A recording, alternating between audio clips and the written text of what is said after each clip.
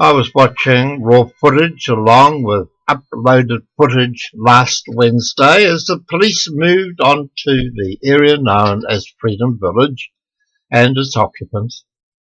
The police did move violently and under instruction of their Jacinda-loving, swooning boss, the woke of all wokes, the current police commissioner, Costa.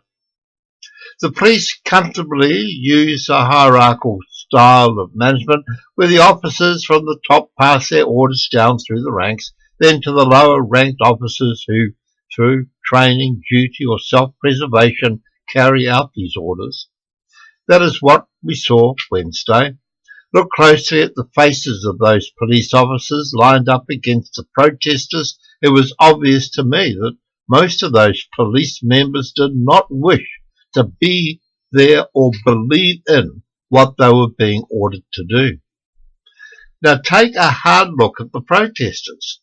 They have lived in an environment for the past 3 weeks that would not be the choice of the majority, yet they stuck it out.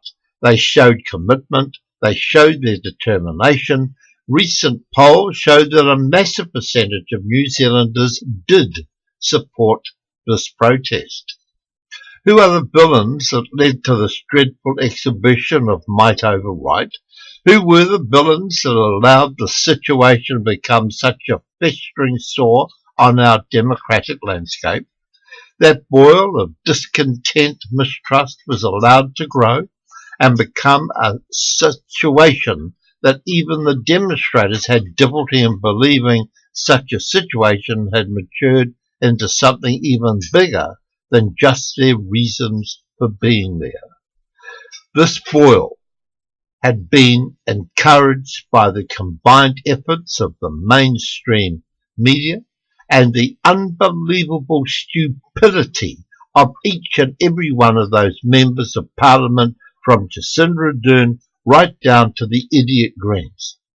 Buxton, Gilmore, the opposition was absolute disgrace, along with Gilmore just an opportunist, never showing any bottling commitment to the reasons the protesters were standing up against. Yet Gilmore had written articles condemning exactly what the protesters were standing against. Never forget the biggest prat of all, though. That's Luxton. What a true prat. Luxton, you are a true prat. You didn't have the balls. You didn't have any desire, at least speak with those who were voicing the underbelly feeling of all decent New Zealanders. For anyone to say there was little support for those protesters, let's go back to Waitangi weekend when main intersections from Northland right down to South Auckland had hundreds of freedom supporters with their signs supporting the convoy. The crowds on their motorway overbridges with their signs and New Zealand flags had swollen to thousands supporting this convoy.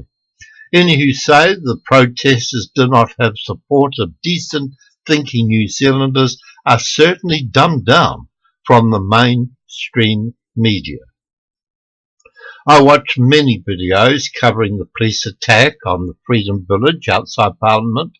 We had News Talk ZB constantly reporting that the protesters had armed themselves with pitchforks. Did anyone? I certainly did not see one pitchfork or any item that even looked like a pitchfork. That is one example of misreporting and is proof how a dumbed down population can be so easily manipulated to believe everything they hear or read from the mainstream media. A few days back, the mainstream media was spreading lies about protesters using acid and throwing poo at the police, all false reporting. The protesters, when pushed into a corner, did react in some cases over the top, but that, I believe, was the constant underlying frustration they felt from the constant rejection to meeting with members of Parliament. This week, the conflict between the protesters and police was the result of one very important overlooked reason. Management. Bad people's management. bad political management from Mallard, the Speaker of the House, right up to that very silly and experienced Ardern who has never been trained or shown the importance of grassroots people management. We have spent many years on this radio station, over the past 15 years at least, expressing our concern over the lack of management skills that most executives and their companies now lack in dealing with their staff.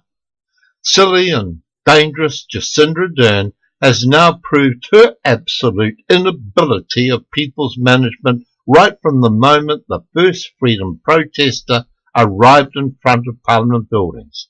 Her gutless, idiotic reasons given for not meeting with those demonstrators were childish and prove her ability to manage a people situation is absolutely non-existent. She used the unbelievable excuse that she would not talk to any group that were breaking the law. Yet she had met and talked to the mongrel mob and returned a large dollop of cash to them, and she also spoke to the Taliban. Don't forget her ministers have invited gang members on more than one occasion into Parliament for a cup of tea.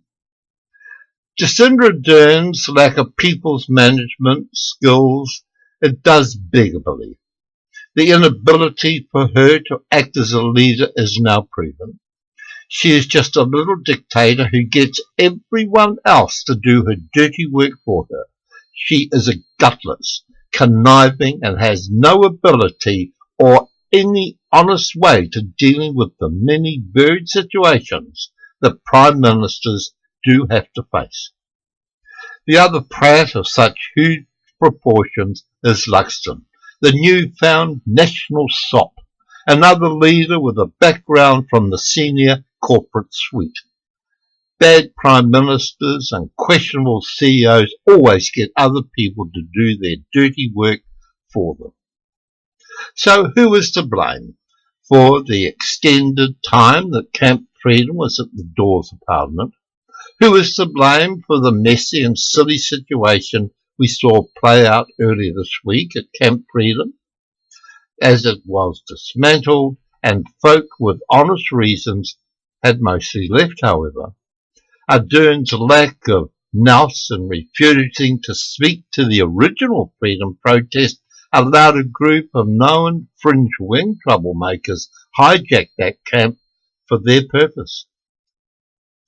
I'd say it was not the police, it was not the original protesters, it was the gutless, unbelievable, slanted crap we heard daily from Ardern's paid news media. But the real culprit to this sad charade is Mallard, the Speaker, the idiot misguided Greens along with the self-righteous Maori leadership and their national prat Luxton, but without a doubt the wooden spoon must be presented to that misguided, lying, gutless Prime Minister of New Zealand, Jacinda Ardern, who once again proved that she has no skills at any level to continue as Prime Minister, along with the help from all those gutless parliamentarians who collectively supported her to split New Zealand asunder. She really is a very dangerous and may even be a stupid person.